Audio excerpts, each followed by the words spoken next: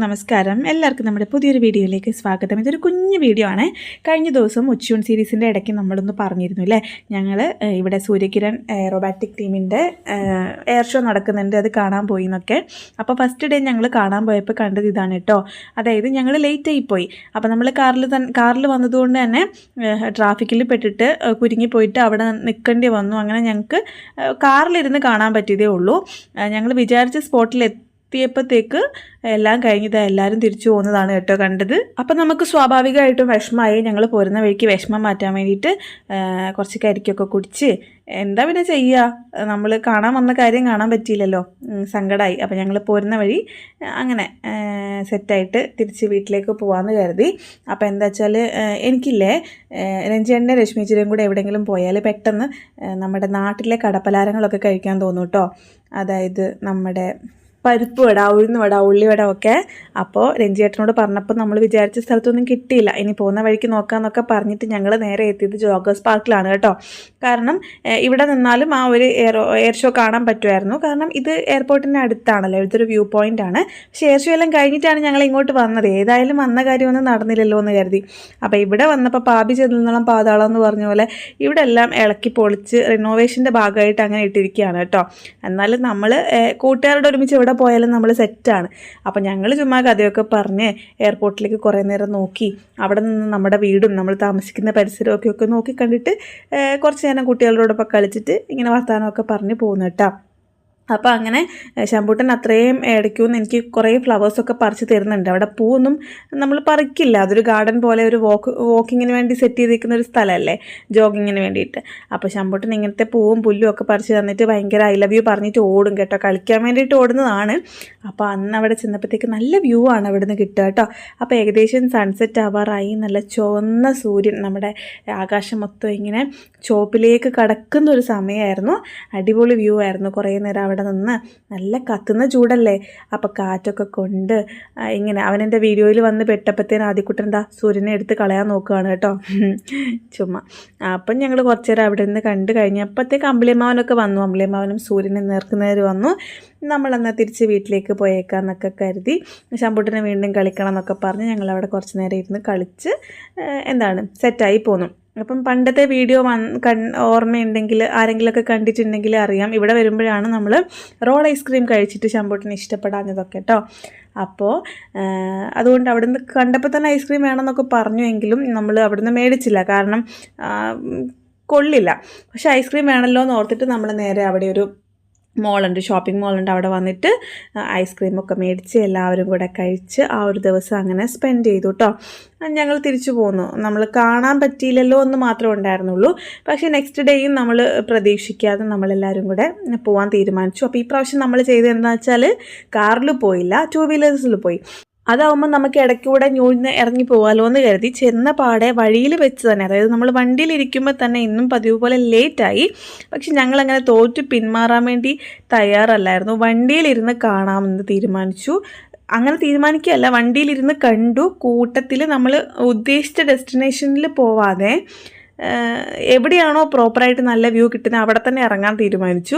അവിടെ നിന്ന് നമ്മൾ കാണാൻ തീരുമാനിച്ചു. പക്ഷേ 2 വീലറിലായതുകൊണ്ട് പലരും പല വഴിക്കാണ്.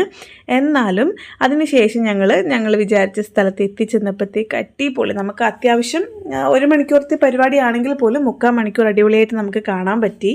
ഈ സൂര്യകിരൺ എയറോബാറ്റിക് ടീമിൻ്റെ എയർ ഷോയിനെ പറ്റി നമ്മൾ കുറേ വായിച്ചിട്ടുണ്ട്, കുറേ യൂട്യൂബിൽ കണ്ടിട്ടുണ്ട്, കുറേ പല സ്ഥലത്ത് ബാംഗ്ലൂരും എല്ലാം കണ്ടിട്ടുണ്ട്. മലയാളികൾ ഉൾപ്പെടുന്ന ഒരു ടീമാണ്. അപ്പോൾ നമ്മൾ കുറേ പ്രാവശ്യം കണ്ടിട്ടും വായിച്ചിട്ടും ഒക്കെ ഉണ്ട്. അതുകൊണ്ട് തന്നെ ഒരു കൊതിയായിരുന്നു ഈ ഒരു ടീമിൻ്റെ പ്രോഗ്രാം ഇവിടെ വരുന്നു എന്ന് ന്യൂസ് വന്നപ്പോൾ തന്നെ കാണാനായിട്ട്. അല്ലെങ്കിൽ അങ്ങനെ ഇത്ര കഷ്ടപ്പെട്ട് നമ്മൾ വരുമൊന്നും ഇല്ല, ആ ഒരു കൊതി കൊണ്ട് വന്നതാണ് കേട്ടോ.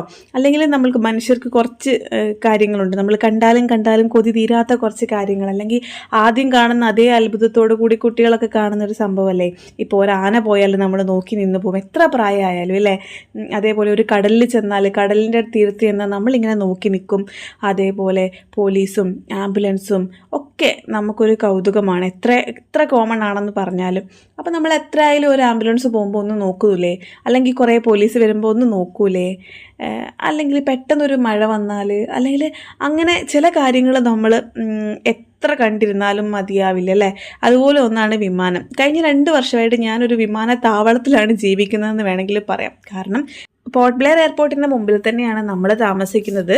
ഓരോ ഫ്ലൈറ്റ് ടേക്ക് ഓഫ് ചെയ്യുന്നതും ലാൻഡിങ് ചെയ്യുന്നതും നമ്മൾ അറിയുന്നുണ്ട്. കാരണം അത്രത്തോളം ഒരു കുടുക്കമാണ് നമ്മൾ ആ ഒരു സമയത്ത് നമ്മുടെ വീടിന് അനുഭവപ്പെടുന്നത്. അപ്പോൾ എന്നിരുന്നാൽ പോലും ഈ ഒരു കൊതി അത് മാറുന്നില്ല. എന്താണെന്നറിയില്ല, മാറുമോയെന്നും അറിയില്ല.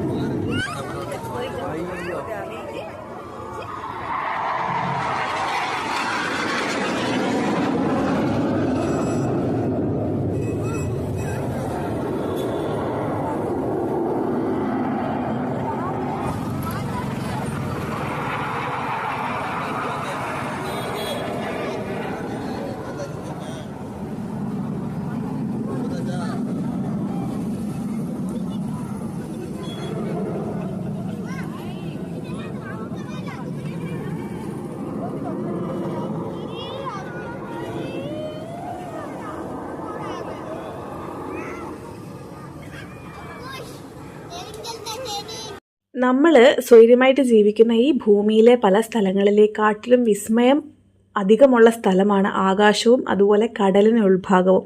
അതിപ്പോൾ ഒരു ലോകത്തിലുള്ള അരിമണി മൊത്തവും കണക്കിലെടുത്തിട്ട് അതിലെ ഒരു അരിമണിയുടെ അത്രയും ഞാനൊന്ന് കണ്ടിട്ട് വന്നു കേട്ടോ. അതായത് നമ്മുടെ സ്കൂബ ചെയ്യുമ്പോൾ നമുക്ക് കടലിനടിഭാഗം കാണാമല്ലോ. അത് എത്രത്തോളം ചെറുതാണെന്ന് എനിക്കറിയാം. അതിൻ്റെ ഒരു 100 കോടിയിലധികം വിസ്മയം ഉണ്ട് ഈ ലോകത്തെന്നും എനിക്കറിയാം. പക്ഷെ നമ്മുടെ ഈ കുഞ്ഞു ജീവിതത്തിൽ ചെറിയ ചെറിയ കാര്യങ്ങൾ കാണുമ്പോൾ, നമ്മൾ ഇതുവരെ കാണുമെന്ന് പ്രതീക്ഷിക്കാത്ത പല കാര്യങ്ങൾ കാണുമ്പോൾ നമുക്ക് ഭയങ്കര സന്തോഷം കിട്ടാനുണ്ട്. ഇതിലൊക്കെ എത്രയോ വലുത് ലോകത്ത് എല്ലാവരും എക്സ്പീരിയൻസ് ചെയ്യുന്നുണ്ടെന്നും എനിക്ക് അറിയാം. നമുക്ക് കിട്ടിയ ഈ ഒരു കുഞ്ഞ് എക്സ്പീരിയൻസിന്, നമുക്ക് കിട്ടിയ ഈ ഒരു കുഞ്ഞ് സന്തോഷത്തിന്, പുതിയൊരു കാഴ്ചയ്ക്ക് എപ്പോഴും എനിക്ക് ഗ്രാറ്റിറ്റ്യൂഡ് ഉണ്ടായിരിക്കും കേട്ടോ. ഈ ഒരു എയർ ഷോ നടക്കുമ്പോൾ എൻ്റെ മനസ്സിൽ മൊത്തം ഉണ്ടായിരുന്നത് നമ്മുടെ സുനിത വില്യംസും ടീമും നാട്ടിലേക്ക് എത്തുന്ന ആ ഒരു നിമിഷത്തിലാണ്. അതായത് നാടെന്ന് ഞാൻ ഉദ്ദേശിച്ചത് ഭൂമിയിലേക്ക് എത്തുന്ന ആ ഒരു നിമിഷത്തിലാണ്. അവർക്ക് വരാൻ പോകുന്ന കോൺസിക്വൻസസിനെ കുറിച്ചും അവരുടെ ഹെൽത്ത് കണ്ടീഷൻസിനെ കുറിച്ചും ചെറിയൊരു റിപ്പോർട്ട് വായിച്ചപ്പോഴത്തേക്ക് എനിക്ക് ഭയങ്കര പേടി തോന്നി. എന്നിട്ടും ഇതൊക്കെ അറിഞ്ഞു വെച്ചിട്ട് അവരുടെ ഒരു വിൽ പവറിന് മുൻപിൽ നമ്മളുടെ എന്താണ് പറയുക, ഒന്നിനെയും കമ്പയർ ചെയ്യാൻ പാടില്ല, ശരിയാണ്. പക്ഷേ ഞങ്ങളിപ്പോൾ ഈ ഓരോ എയർക്രാഫ്റ്റ് പോകുമ്പോഴും ഇങ്ങനെ പറയുകയാണ്, അവർക്കിരുന്ന് തലകറങ്ങുന്നുണ്ടാവില്ല. ഇങ്ങനെ നമ്മുടെ ഭൂമി റൊട്ടേഷനും റെവല്യൂഷനും ചെയ്യുന്നത് പോലെ തന്നെ ഈ എയർക്രാഫ്റ്റുകളും ചുറ്റിനും തിരിയാണ്. അപ്പം അതൊരു ഷോയുടെ ഭാഗമായിട്ട് ചെയ്യുന്നതാണ്, പ്രോപ്പർ ട്രെയിനിങ് കിട്ടിയവരാണ് എന്നൊക്കെ പറഞ്ഞാലും ഇതിനുള്ളിലുള്ളവരെല്ലാവരും മനുഷ്യർ തന്നെയല്ലേ, നമ്മളെപ്പോലെ തന്നെയുള്ള വ്യക്തികളല്ലേ, നമ്മളെപ്പോലെ തന്നെ പ്രശ്നങ്ങളും ആരോഗ്യ കണ്ടീഷൻസും ഒക്കെ ഉള്ളവർ തന്നെയാണ്.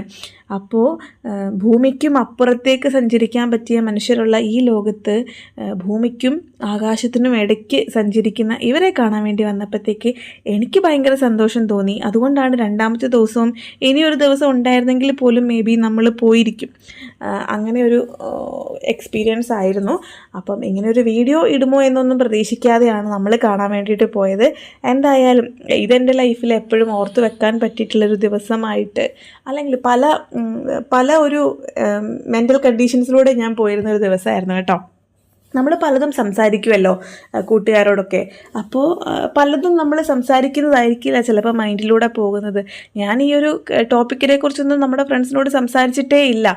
പക്ഷേ എൻ്റെ മനസ്സിൽ മൊത്തവും സ്പേസ് എക്സിൻ്റെ ക്രൂ 9 ടീം 19-ാം തീയതി, അതായത് കണക്ക് പറഞ്ഞാൽ നാളെ അവിടെ നിന്ന് തിരിക്കുന്നതിനെക്കുറിച്ചും അവർ സേഫായിട്ട് ഇവിടെയുള്ള ലാൻഡിങ്ങിനെ കുറിച്ചും അതൊക്കെയായിരുന്നു കേട്ടോ.